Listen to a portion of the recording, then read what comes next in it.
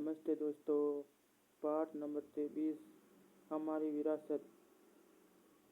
यह है कक्षा 5 का। एक दिन हम अपनी कक्षा के साथ चित्तौड़गढ़ भ्रमण पर गए।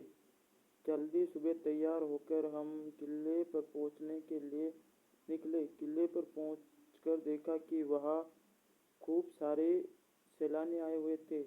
हमने घूमने के लिए एक गाइड साथ लेकर किले के भ्रमण किया और जानकारी प्राप्त की।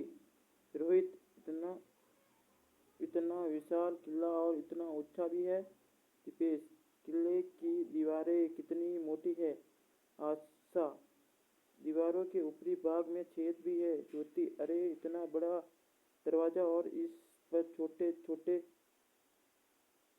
नुकीले किले क्यों लगे हैं।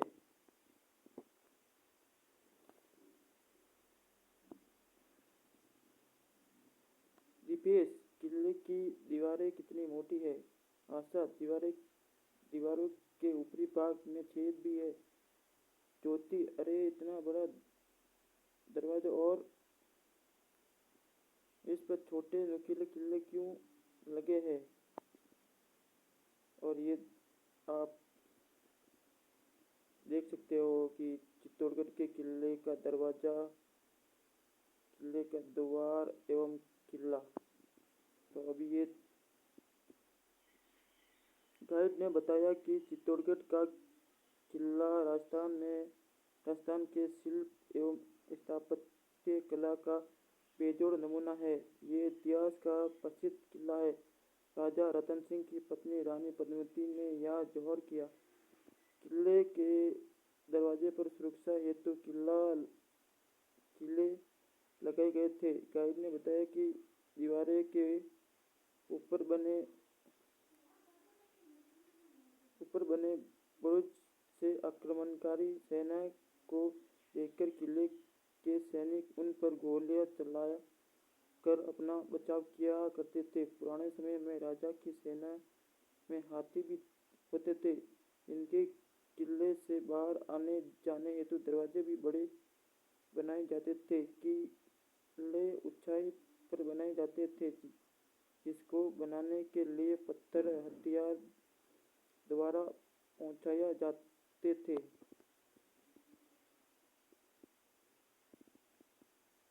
सोचिए और बताइए, किले के दरवाजों पर छोटे छोटे नुकीले किले क्यों लगाए जाते थे। किले के दरवाजे बड़े बनाए जाने के क्या कारण थे। दीवारों के ऊपर की तरफ बुर्ज क्यों रखे जाते थे। किले ऊंची जगह पर क्यों बनाए जाते थे। नक्षत्रा, इसके अंदर तो और भी कई महल है। पूजा, किले और महल में क्या फर्क है। जयपाल, किले सुरक्षा की दृष्टि से बनाए जाते थे, जबकि महल राजाओं और उनकी रानियों के रहने के लिए बनाए जाते थे।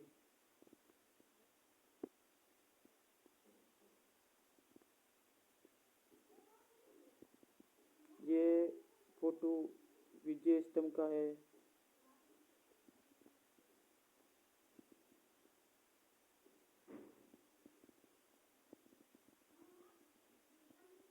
नीना, वह इतनी ऊंची इमारत।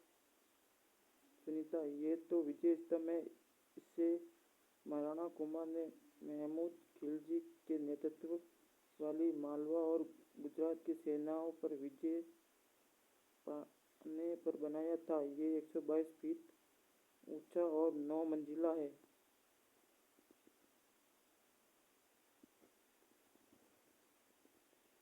कीर्ति स्तंभ। अमित, ये इमारत क्या है।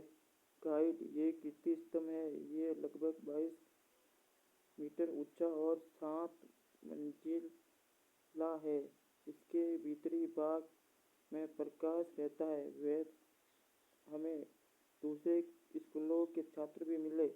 उन्होंने बताया कि वह राजस्थान भ्रमण पर किला है। उन्होंने अनेक किले, मंदिर, मस्जिद, मीनारें देखी है।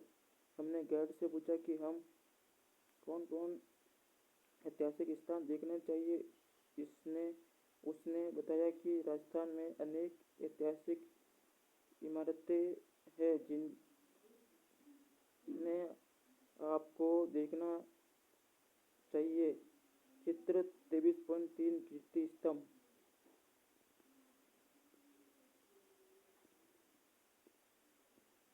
ये देख लो, इधर लोहागढ़ का किला जो भरतपुर में है, जयगढ़ किला जो जयपुर में है, और इधर ये कमलगढ़ का किला जो राजसमंद में है, और ये सोनार किला जैसलमेर में है। प्राचीन स्मारक हमारे राष्ट्रीय धरोहर है। इनकी सुरक्षा हर नागरिक का दायित्व है। हाँ, पता कीजिए और लिखिए। ऊपर दिखाए गए किले के चित्र को देखकर शिक्षक से इनके बारे में जानकारी इकट्ठा कीजिए। आओ जाने राजस्थान के प्रमुख दुर्ग। रणथंभौर का दुर्ग। रणथंभौर का दुर्ग सवाई माधोपुर जिले में है। इसे दुर्ग में राजस्थान का प्रसिद्ध त्रिनेत्र गणेश मंदिर है, जहाँ गणेश चतुर्थी को मेला भरता है। इस दुर्ग की सबसे महत्वपूर्ण बात यह है कि इस दुर्ग में राजस्थान का प्रथम शाखा हुआ था। ये गिरी दुर्ग है।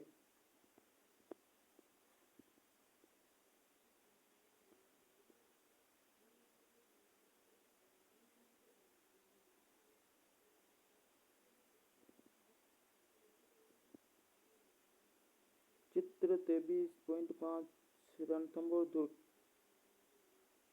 मेहरानगढ़ दुर्ग। ये दुर्ग भी गिरी दुर्ग है। ये जोधपुर जिले में स्थित है। इसे किले को चिड़िया टोक के नाम से भी जाना जाता है। कुमलगढ़ दुर्ग। ये राजसमंद जिले में स्थित है।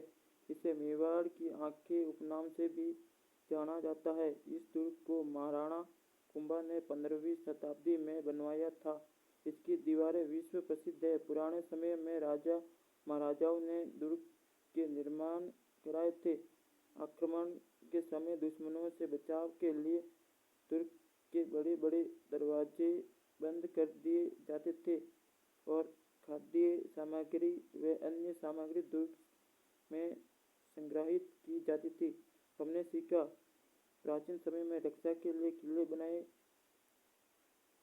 जाते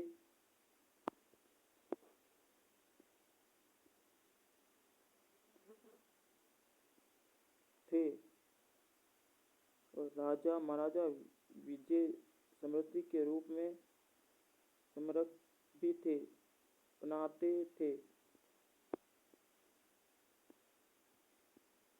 जाना, समझा और बताया। लोहागढ़ का किला, कमलगढ़ दुर्ग, सोनार किला, जयगढ़ दुर्ग के बारे में अपने विद्यालय के पुस्तकालय या पत्र पत्रिकाओं से जानकारी प्राप्त कर लिखिए। हमने ऐतिहासिक इमारतों का संरक्षण क्यों करना चाहिए।